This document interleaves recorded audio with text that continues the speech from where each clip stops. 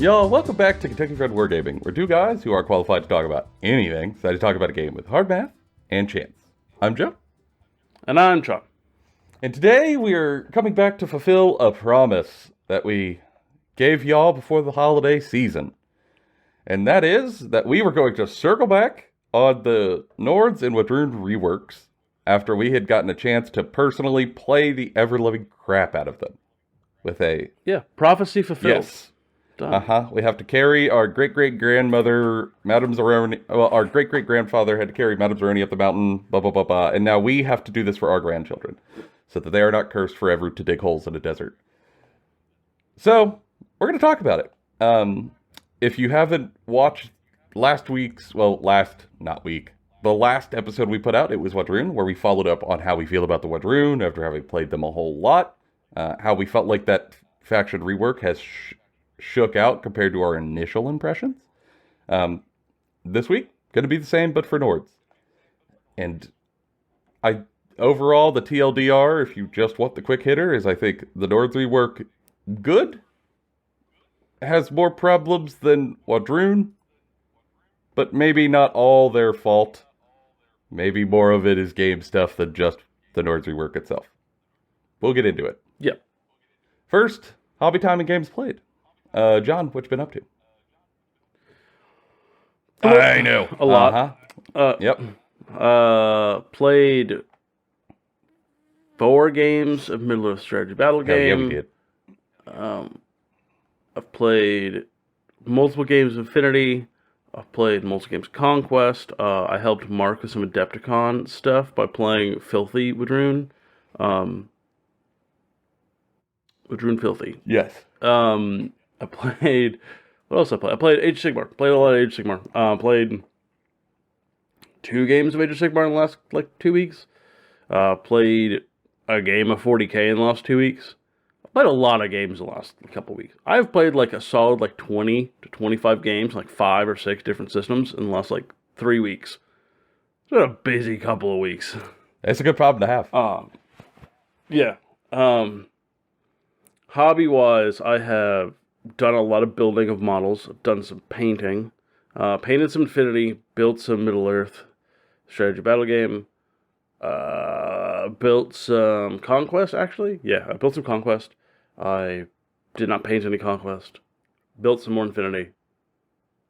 Built some Age of Sigmar. Not painted any Age of Sigmar. I have not painted any 40k. Or built any 40k. For me, it's similar. I am playing a lot of game systems, which is friggin' awesome.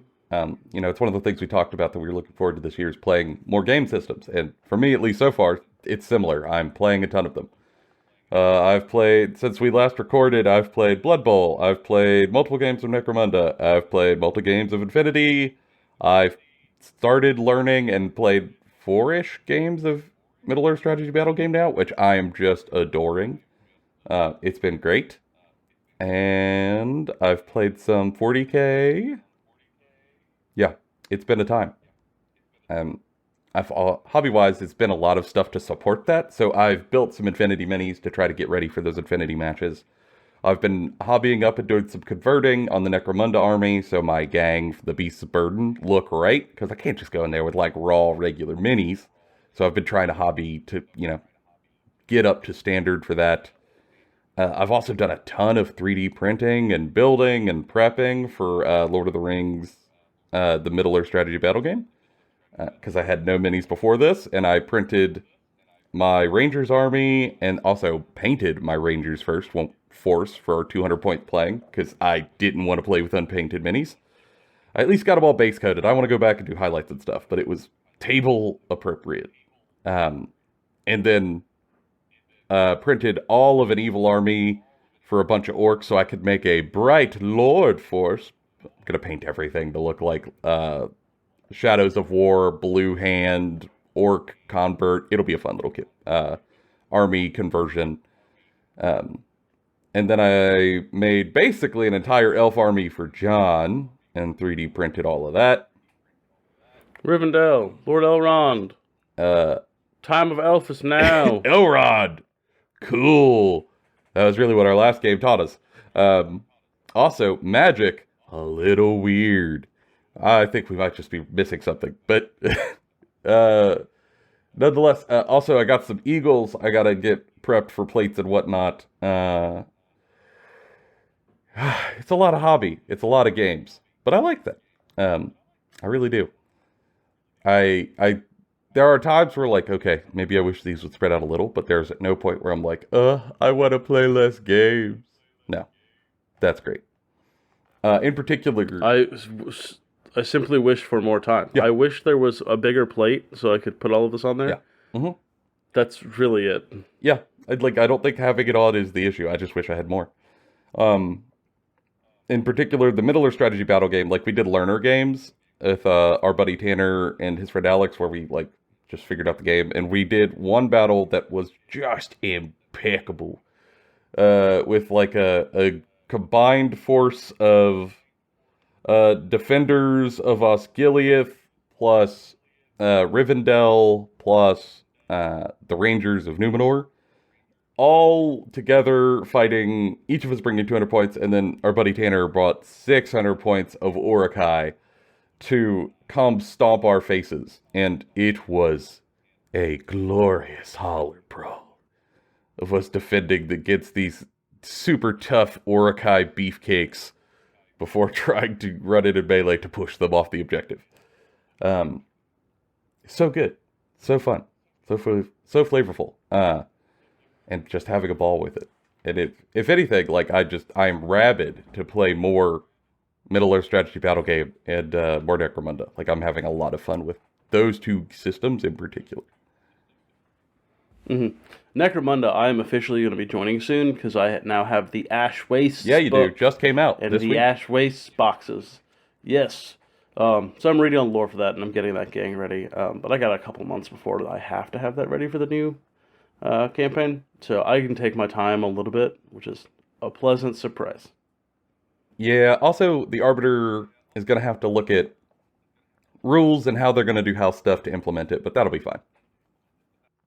Yeah, but that matters much less to me than, like, because I'm just here, like, to play my dudes. Like, yeah, that'll... If my dudes aren't as good, yeah, I can live with that. Yeah, it's just, I love this glorious problem. It's great. Just, I have so many games to play, so many friends to play with. What a shame. Woe is me. Like, this is... And if you couldn't tell, we're probably going to talk about all of those this year. Yes. It's just... all of it. Much like with most things, I don't want to rush in and talk a lot about a thing I don't feel like I have on the table experience with. It's one thing to throw a pitch together for a game system. It is another to do a full episode sort of deep diving it.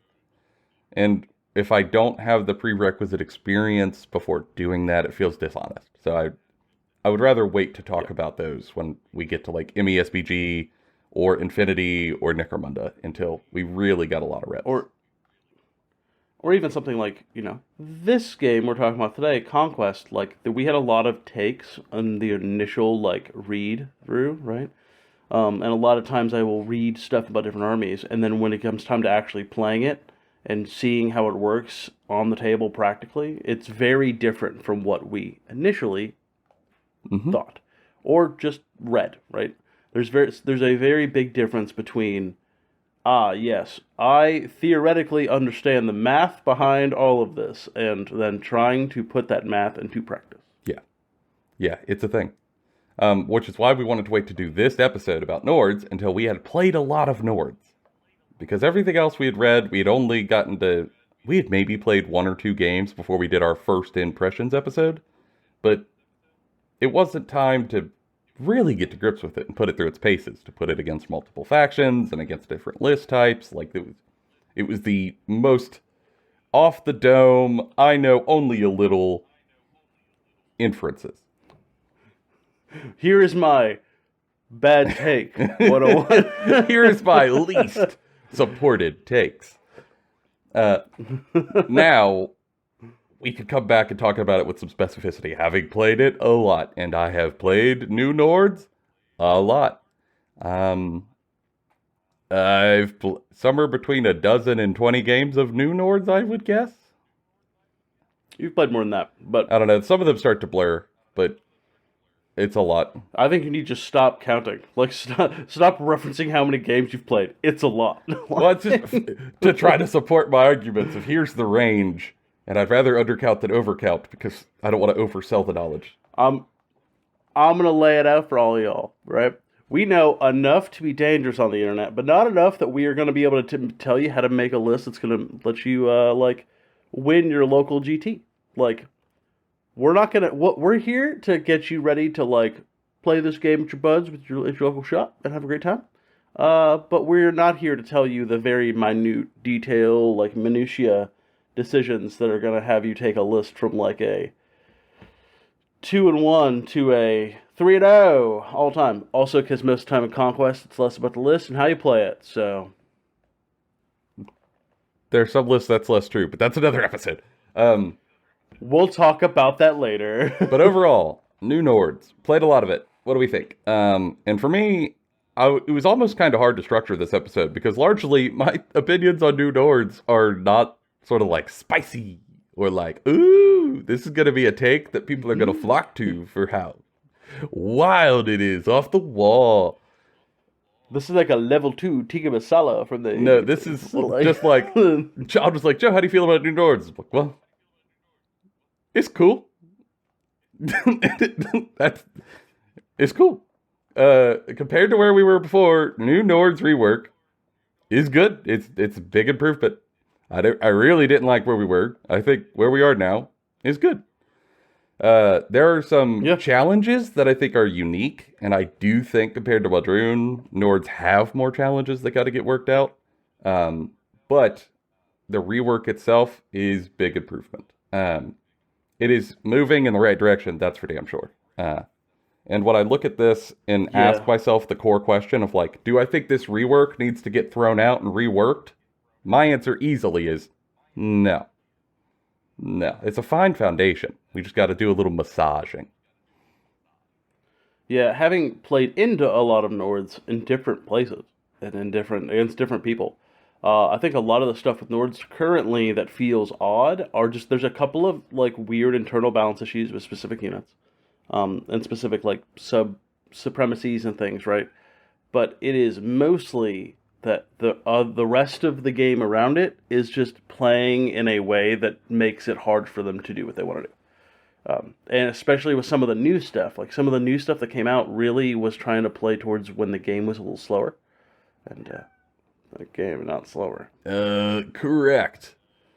That's correct. I think the one thing off the top that I do think we have to say for people before we get lost in the sauce and in the plot is that, like, one of the things I thought would be true for Nords, and I have found is very true, is that I was suspecting that with the new Nords rework, Nords would still be heavily reliant on terrain, right? That if you played Nords and you didn't use terrain to your advantage, that you would be absolutely up creek without a paddle.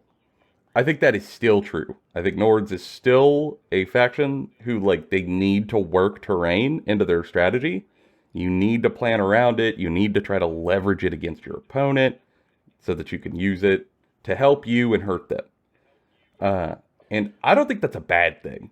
I think that's a cool sub-theme. No. It's just, you need to know that that's a sub-theme going in, and that could be pro or con, depending on who is looking. But for me, I think that's a cool idea. If you have enough terrain, that's the key. If you have enough terrain. I mean, that's really the key here is that that could, as a Nords player, can be like, okay, that's great. But a lot of people have really bad takes about Nords because they're playing in a group where there's just no terrain, or people don't think about terrain. Like, terrain is an afterthought to the game for them.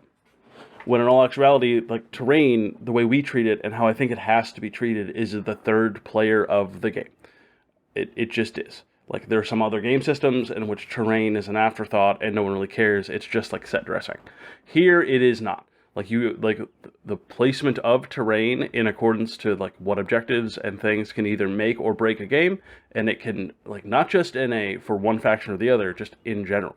Like, it can make some of the missions unplayable. It can make some of the games that you're playing against certain people very different, right? Like we've played games of Nords with light terrain and Nords struggle. We've played games of Nords with a lot of terrain and Nords succeed more. Not because terrain automatically is a win button for Nords, but because it gives them options to be the scrappy fight trade up force they're supposed to be. They're supposed to leverage lots of small advantages to get an advantage on somebody. Not necessarily, I crank this combo to 11 and then sucker punch you. It's different. I think what helps in this case is if you're an Nords player out there and you're like, yeah, my group doesn't use a lot of terrain.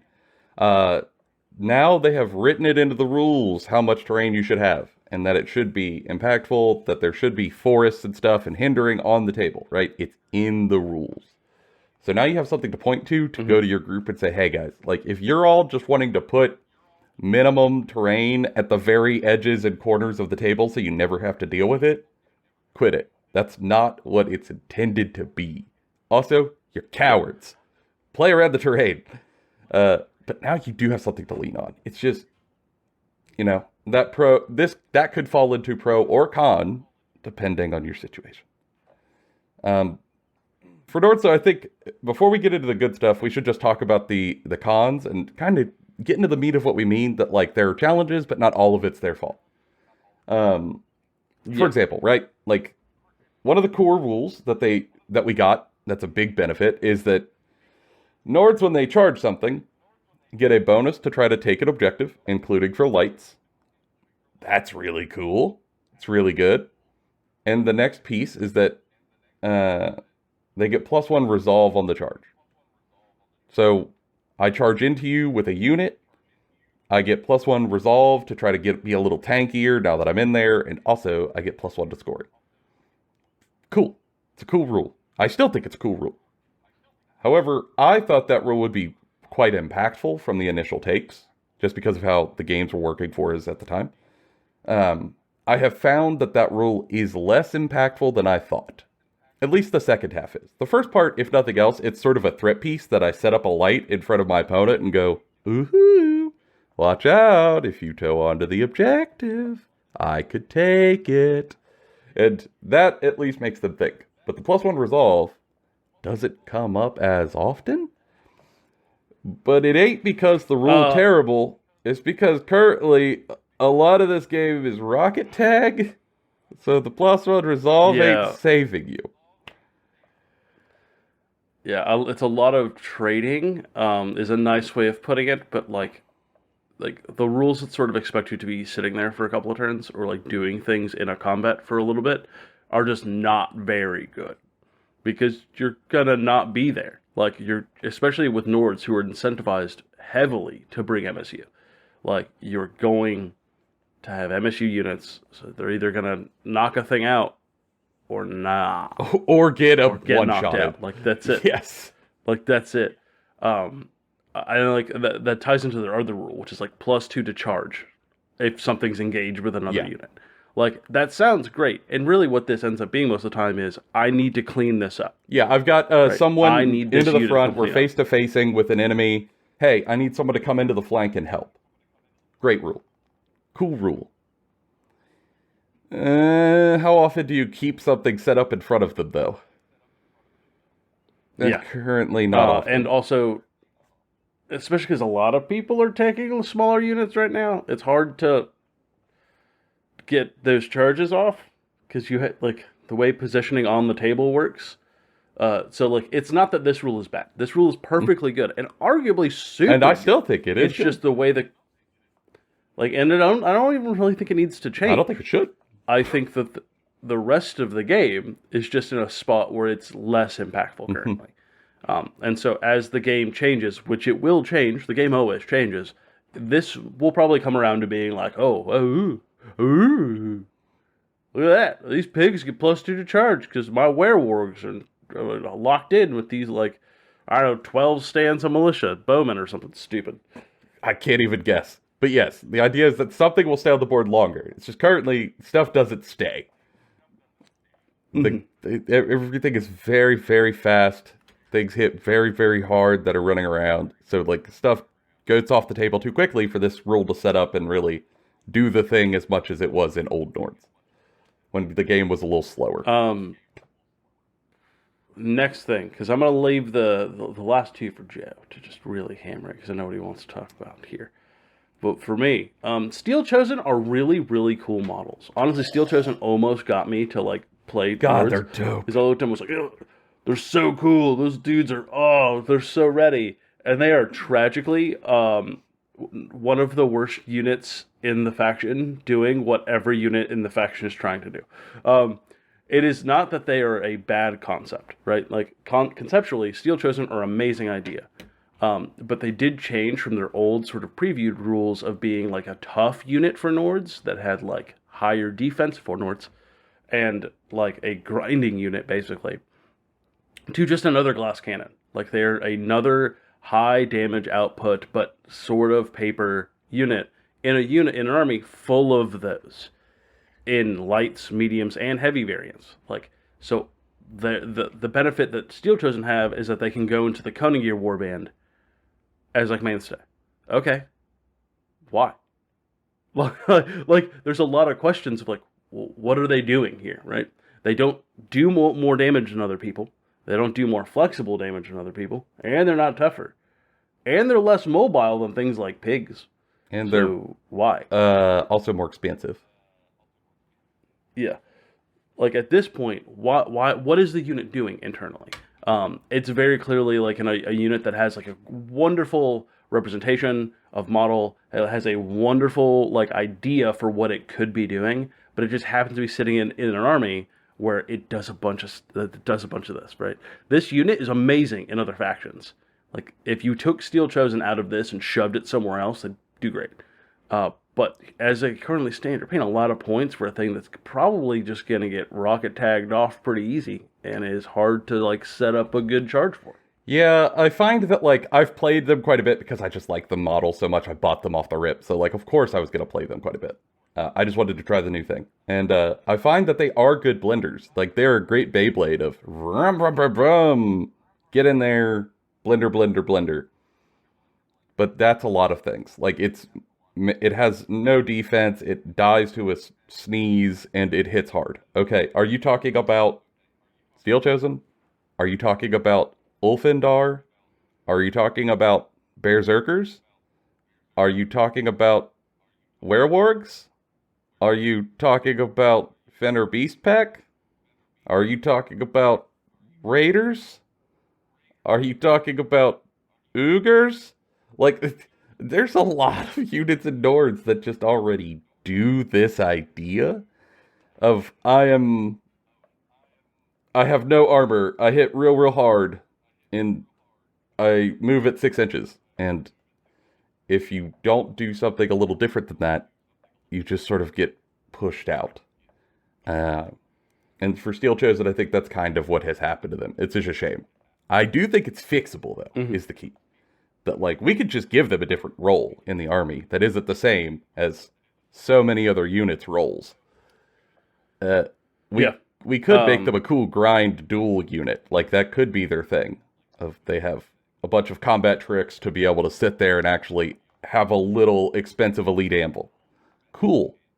One of the things that's really weird for me is, like, when I see them, I think, oh, these are the sword version of Bow Chosen. And I don't feel like that is the case. I instead feel like these dudes are slightly better raiders, but that don't get tenacious. Mm-hmm.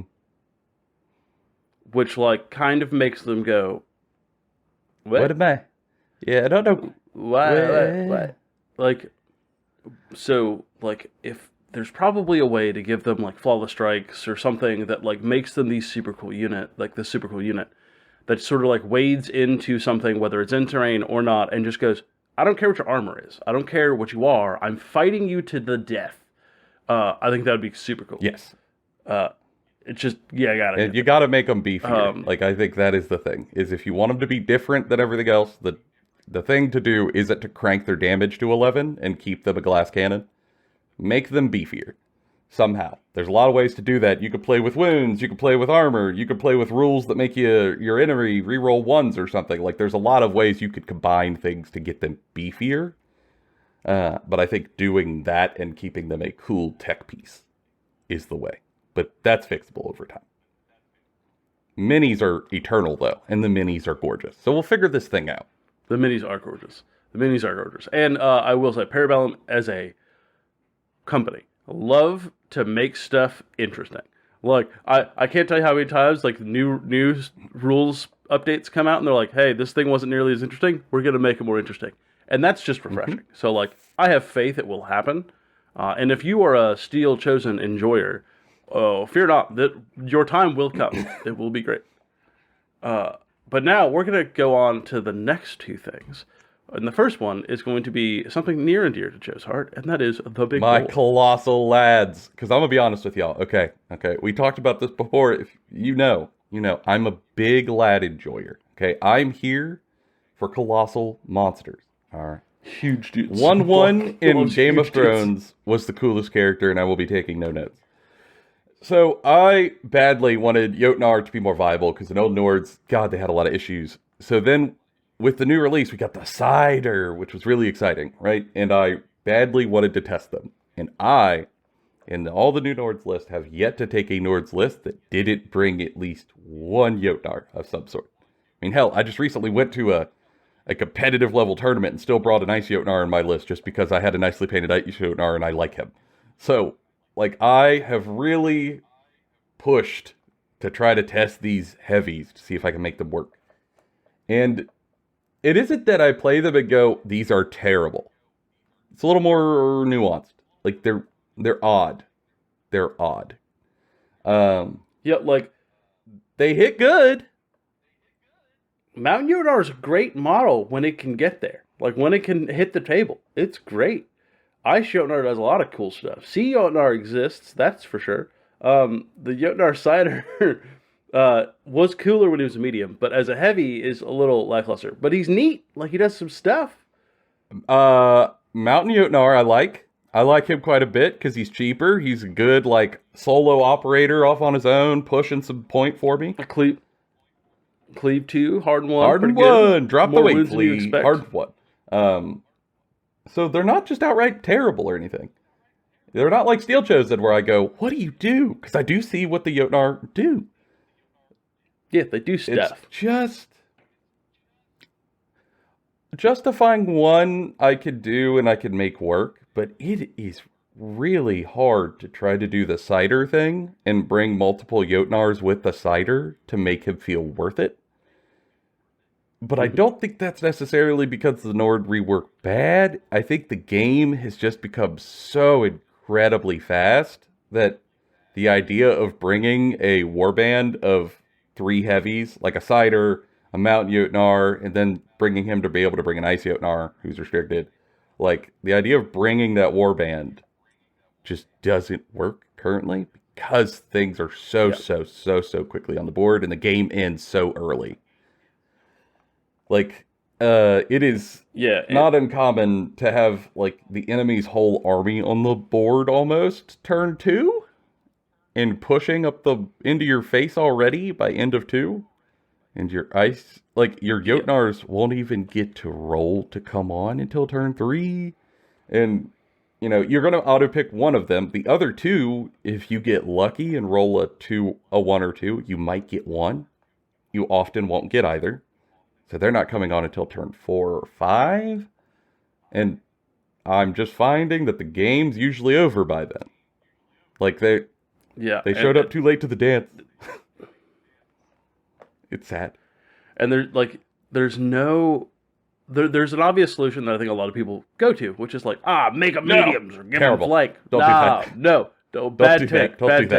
I actually think they're fine. Like, I think the models and what they do is mostly fine.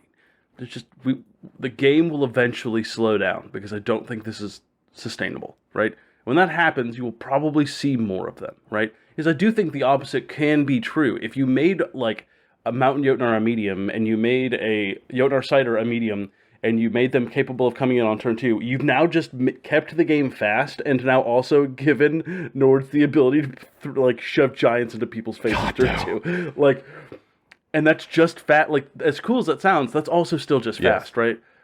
But the game should probably play a little bit longer, because there's not just Nords as a faction in the game. There's other factions that want to play a late game, and it's harder to play that late game now.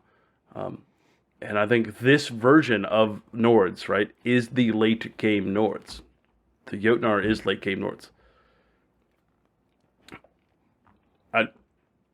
But that's not really a thing that's being played currently. Like in very very close games, you might have a little bit of that. I just don't think you're going to have that if you're having to spend 800 points on Jotnars. Like, yeah, it's rough. How do you deal with like 2 units of slingers and a bunch of hunting pack or raptor riders all on the table with like your 1,000 points worth of like nobodies? Like, you struggle. Like, it is a struggle. The teleporting sea of ghosts. How do you handle that if your dudes aren't on until turn 3 to 4 to 5 with your Jotnars? I mean, how do you handle the city states? I flank a bajillion chariots. I'm flanking my heavies on. I'm guaranteeing other units come on. I'm flooding the board turn 2. Like, the Jotnars just aren't there fast enough to do anything when the game's that fast. I just think instead of speeding my giants up so I can play the Uber railgun game, we should instead just hold the line and take the railguns away from some of the other turbo fast shit. And just slow it down some. I think once that happens, Warband might actually have some real gas. I do think there's gas in the tank. And I've tried to make those lists. I just think currently it's a little fast. Everything else for those guys, I think you could probably fix with point stuff. Like, we're talking minor massaging. That's fine. That's whatever. That's generic stuff. So it is a con currently, but just wait. Just wait if you're a fellow big man enjoyer. The final con, though. The last bad thing we have to say about Nords. And this is a dagger directly into Joe's heart. It's painful. The blooded is theoretically does stuff. And that is that, man, you could bring trolls. He does let you bring trolls. The blooded hero is not nearly as cool as he used to be. And he is... And that is unfortunate. Like, Oofa doofa. There's a lot of reasons for that. Some of that within Nords, some of it outside of Nords. Some of the Nord stuff that I will just touch on lightly with the Blooded is like, man, a lot of the stuff that he was doing, the Vargir Lord just does, and better now. And the things that, some of the units that you were bringing with him before, Uger, just aren't as good. Because again, internal balance of when everything's a glass cannon, some things just better at being glass cannons than others. And he can bring trolls, and those are really cool. And he's a great vessel for giving trolls relics. Yes. And flank. Well, that's all he does. And that's kind of boring for a guy who's supposed to be one of the best Viking raiders of all time. He's like a super demigod Einherjar Jarl test subject who was supposed to fight alongside the gods in Ragnarok. You're telling me it's like he's 110 points to bring trolls? He's 110 points to flip a card off the top and say, I do nothing past turn. That's what I'm paying 110 points for? All I'm saying is that the Predator for Druid is 100 points and gives you flank. It's pretty good shots. And the ability to chant. And then entourage that chant into a slinging bullets. The slingers. If you really needed to. That's not a cool thing you could do here with Blooded. He can duel, though. Your opponent will never say yes. Yeah, I've yet to have anyone say yes to his duels in the new Nords. It's rare he gets to even proffer them, but I've never had anyone take them.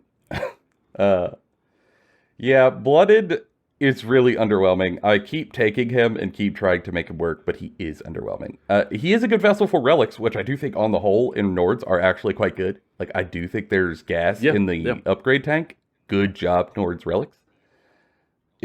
It's also, like, it's not that he doesn't get taken. The problem is that he is being used in lists, but what is he doing that's interesting? He is simply there to enable you to bring trolls. Like, who are great. Trolls are cool. Trolls are like, honestly, very well made unit. Great. But, like, I just think we can do better for a lot of these characters than, oh, well, what's cool about this character? He lets me bring this thing, and, like, he gives them flank. Well, he gives one unit flank. His unit flank. the unit his unit blank. Like it just feels very lackluster. But I do think partially the Nords rework isn't totally to blame. I don't think I have a lot of feelings, and I'm not going to share all of them here because I want to do a dedicated episode all on its own where I go way too hard into this concept. But I think there is an issue game-wide currently with non-caster heroes that basically they're boring. They're really boring most of the time. And all of that could be summed up in I draw a card off the top, I shout at the sky and do nothing, pass turn, right? I think that is a game-wide issue. I just think it hits Nords a little harder because they have a lot of non-caster heroes.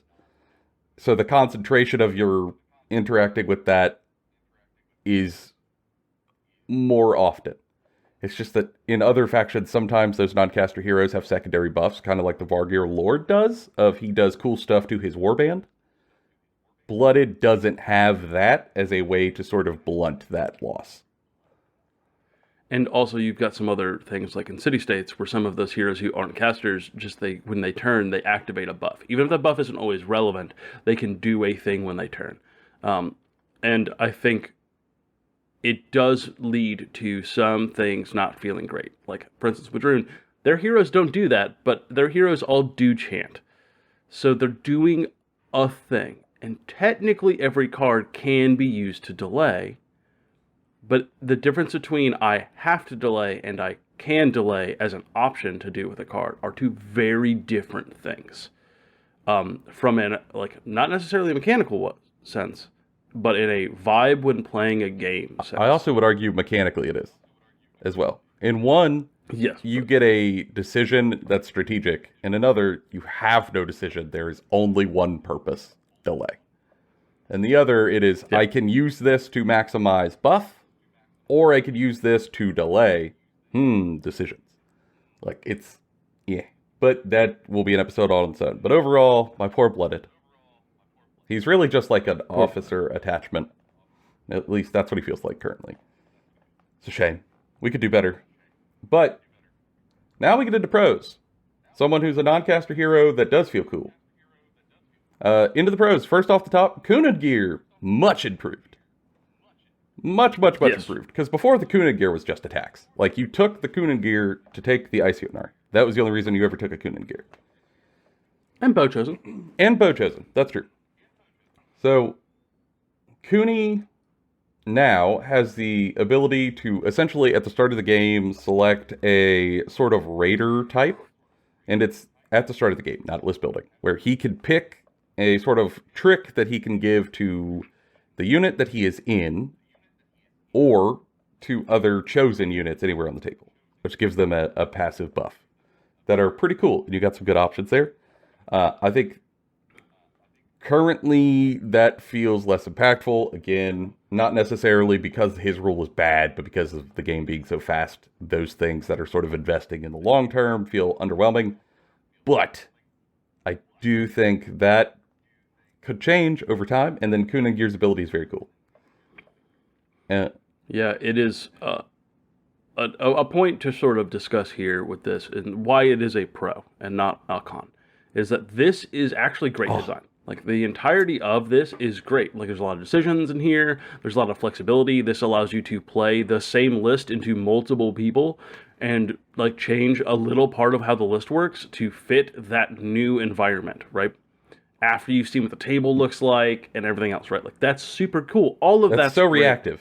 It's just so great. It's just another instance in the game where you can no longer look at a unit and what it does, but you also have to compare it to, does it do stuff in turns 1 through 3? What is it doing in the early game to prevent me from just losing outright? That's sort of the problem with the vast majority of units currently in the game, in my opinion, is, well, what does this do against XYZ boogeyman? Like, what does this do with things that are just gonna scream up the table and slap me in the face? And I think... And that's a hard question to ask. And even if it's a very impeccably designed unit, it doesn't necessarily... Like, we can't blame that unit when it's a thing that's more than likely temporary for the current setting. Yes. And I do think it's great tech. Like, it is. It just is. I also think it's really fun that his Supremacy ability, that if you take him as a Supremacy, allows Jotnar to get the +2 inch to charge buff. That's also very cool. But again, that means that you're then leaning into Jotnar's, which means you're playing slower, and in a game that's currently turbo fast, that Supremacy ability feels really underwhelming. But I don't think it actually is. I think in time, that could have a lot of gas. I could have a ton of gas. Yeah. It's just not in this moment. Yeah. So I think Cooney, much improved. I'm so happy with him. I've run multiple games with him, and while I think he has issues, he's still fun every time. And even if we do find that, like, his rating options, the three of them, if, you know, over time we find, I don't know, these start to feel overwhelming over years, okay, we can just change those abilities. But the actual core ability is really great. Quite good.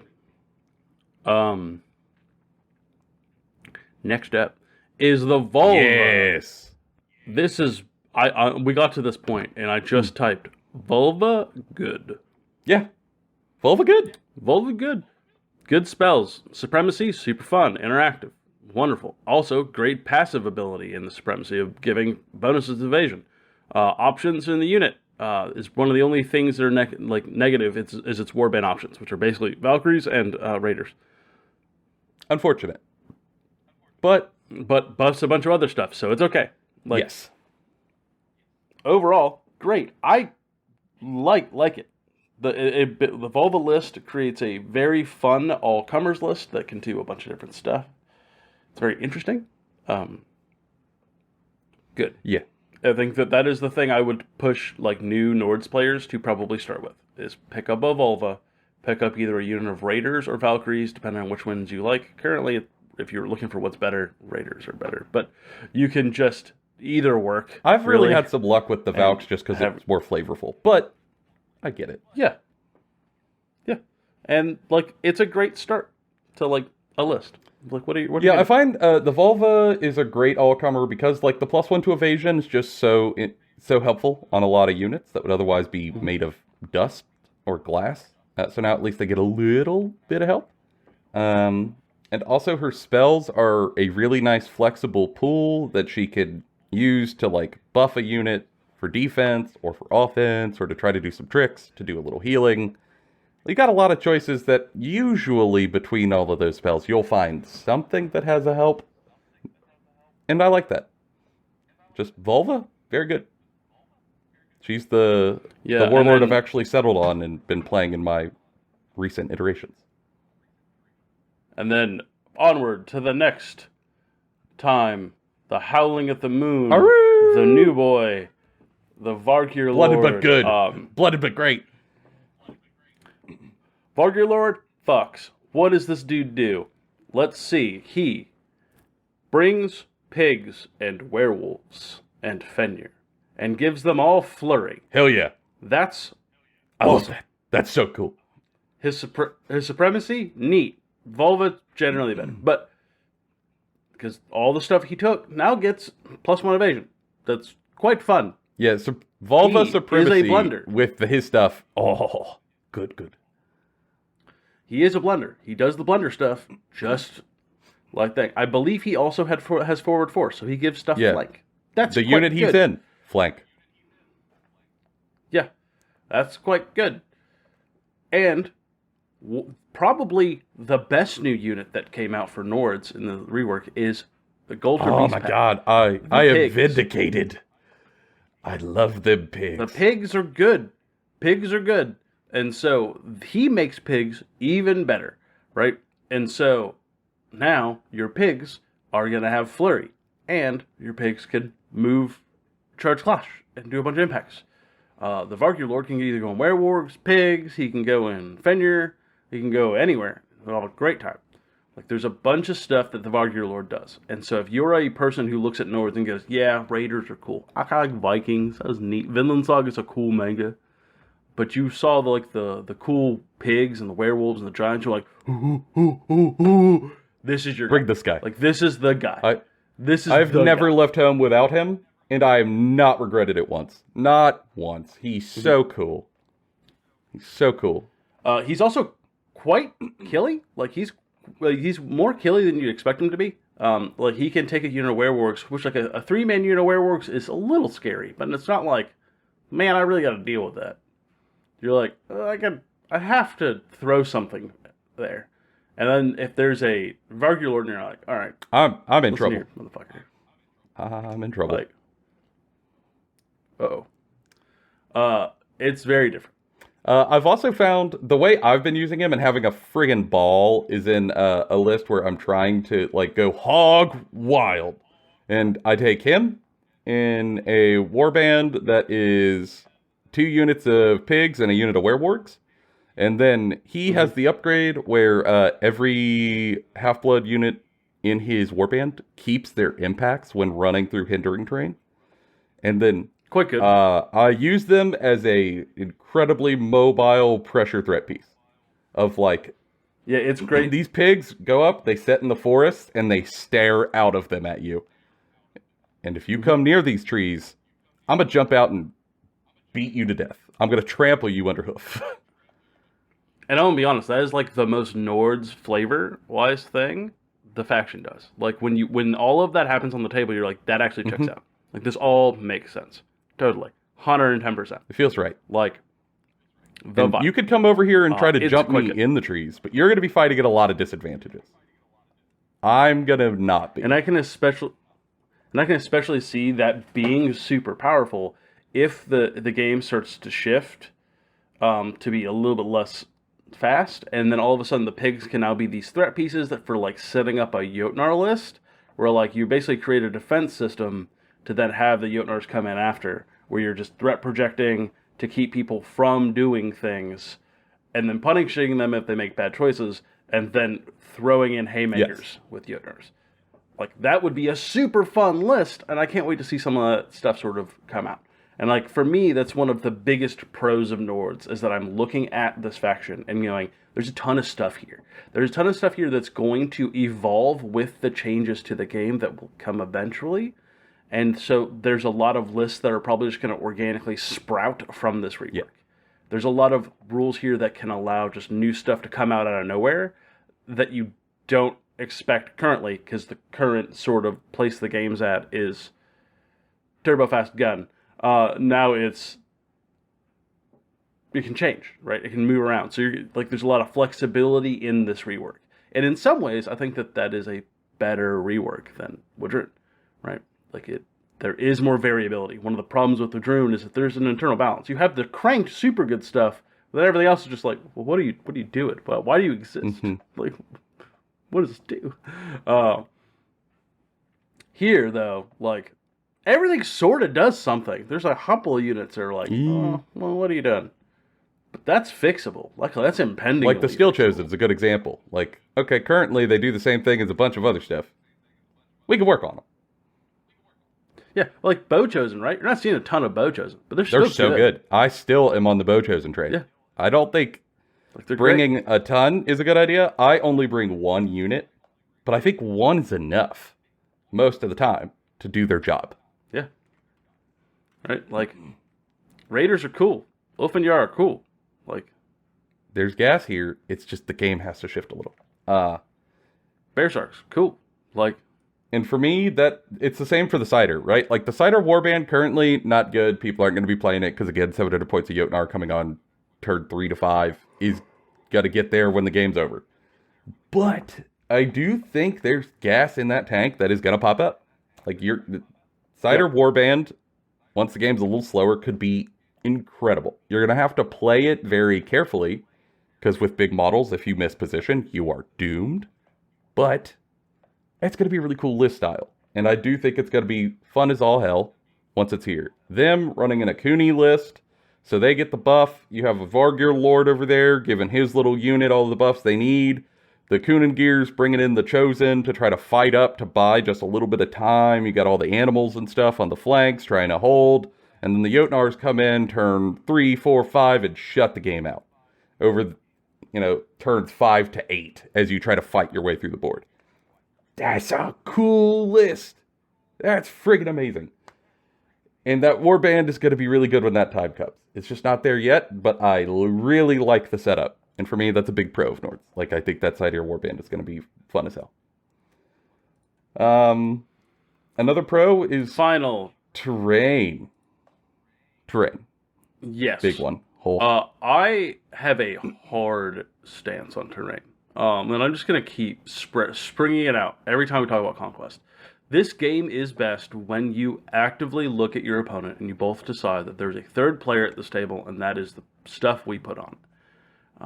If you're a person who organizes events, you should actively work at and test terrain layouts for playing at games. It's not a thing that should be an afterthought. It is a thing you should try to use. You can use their own STL files. You can use a bunch of different stuff. I personally am not necessarily a huge fan of 2D terrain. It exists. If you're going to use 2D terrain, put something on top of that 2D terrain as well to just sort of like add to the aesthetics. But it needs to exist. That in all of it, for the most part. I will say, hindering needs to be on a table. Has to. Impassable should also be on a table, right? Now, the perilous and the dangerous and all the other stuff, I will say those three probably need to get cleaned up a little bit. I personally find that putting perilous on the table just makes it actually impactful and not just a thing that people go, huh, what do you mean? I just got to roll 6? Okay, I'll just do that. I don't roll 6s. I'm good. Perilous is now on 4s, 5s, and 6s. That's way more likely, right? But all of it needs to be on the table, right? And for Nords, right, if you're not playing around in a group that will put terrain on the table, it's going to feel like you're not using half of your army roll. That sucks, right? And for everyone else, you should have to play with it. I know 100 Kingdoms, right, really fucking hates terrain because they don't have a lot of ways to interact with it. They're just like, oh, well, this just takes away my stuff. Well, yeah. Otherwise, you're really good, right? Like, cavalry's super great on the charge if there's no forest to stop them. Thunder Riders are a good example. Thunder Riders are wonderful if they can just, like, go on Planet Bowling Ball and just whack stuff off the table.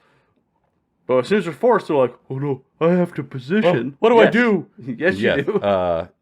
Think. That's what you must do. Yeah. Same thing, right? Like, that's just the thing. I'm probably just going to keep talking about it. It's probably going to be annoying, but it's fine. Like, terrain. It's important. Put it on your table. If you're a Nords player and people aren't, advocate for it. Because I do think Nords need it. And I think, for me, it's a pro. It's a huge pro. And I'm just talking from my own perspective. I get it could go either way. But them having I am the faction that uses a lot of terrain and plays with it cleverly sub-theme is a cool sub-theme. And I think there's stuff in here to play around it well. It's fun. It's rewarding. The only qualifier is, if your tables are boring, then you won't get that. But for me, it's been a big pro. I really like it.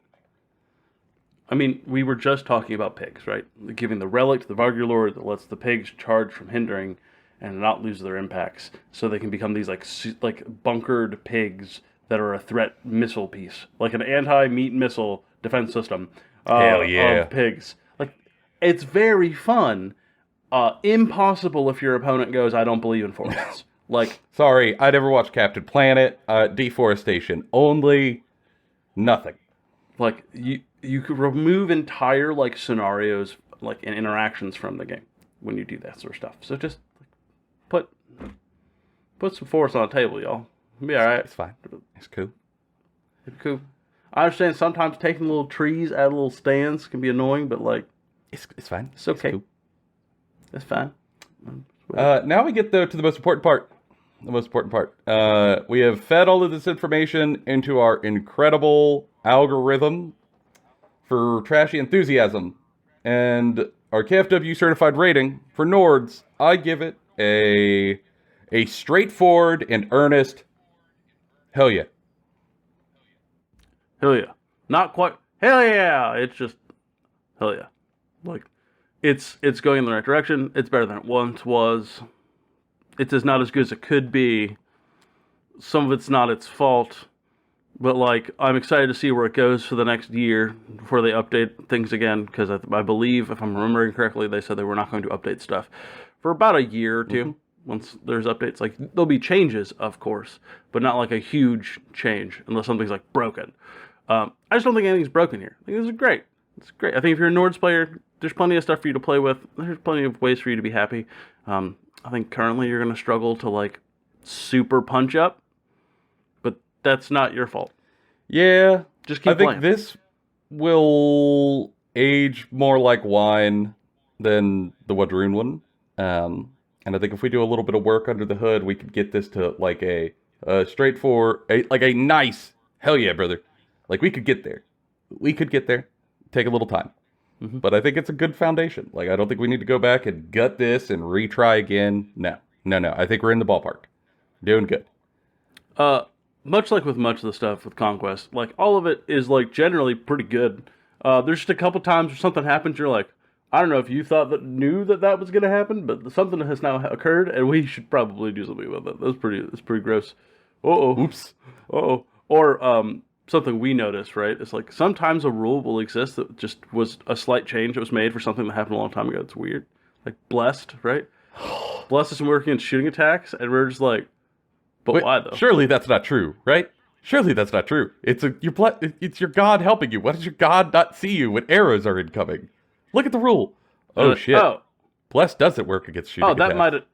Oh god. I wonder why that got changed. I'm sure it's something they just forgot they did. Oh, forget that later. Weird. Odd. Or like free spellcasting ghosts are just like, hey, you probably shouldn't be able to do that. Free spellcast on ghosts seems- probably seem like a cool idea, but they also have devout, and they have teleports. That has some interactions that you didn't expect. Whoops. Here, I don't think we're going to find a lot of that. Thankfully. No. Glad for that. So for me, I come out of the Nords War work feeling like I'm very glad we've done it. I think I look forward to playing them in the future and continuing to play them, because right now I'm basically a Nords one trick. And Until Dwegum get her update. Dwegum update incoming. I wait patiently to gather my Ogum. And honestly, if you like us talking about Conquest in our trashy, ridiculous way, whenever the new stuff comes out for some of these factions, ask for it, and we'll make it. Yes, we will. We did it before. We'll do it again. And also, again, as we've talked about before, as we move into this new year of the channel, let us know if there are other things or games you want us to talk about. I've seen some of those comments down below talking about various game systems that I'm now starting to Google around on. If there's stuff you want to hear us talk about or things you want to hear us try to approach, let us know. We're writing them down. We're keeping them in a catalog, and we're going to see what we can do. Otherwise, check out the social medias. We're putting up little, like, mini Instagram battle report pictures and things, progress photos, all of that is going there. So you'll see the Instagram down below. Go check it out. And, as a final note for me, are you sad that you didn't get to go to Adepticon? Or do you want to go to a big Conquest tournament? And do you need months ahead of time of planning to get ready for one of those? Then may I suggest to you that in August, right, Michigan, at Golden Rhino Games, we'll be having a large tournament. It's a 2-day tournament. I believe it's 5 to 6 rounds. It's a huge ordeal. They're going to be having this thing. I know some of the people that are helping run it, they want people to show up. So we can find a link and we can put it down below if you're interested. But if you're in the Michigan area, it is a great big tournament to go to. It's the first time I've done it something this large. If you're a tournament guy, go support it. If you have a vague interest, you can reach out to some of the people involved with it and ask about like what sort of event it is. They've got a lot of information about it already. I might be going. I'm not sure. I haven't fully decided yet. Once I know, I'll tell you all. But I feel like I at least need to give you the option. Yes. So, give it a look. In the meantime, we'll be over here continuing to pump stuff out, because that's been all of our opinions, bona fide, and Kentucky Fried. See y'all in the next one.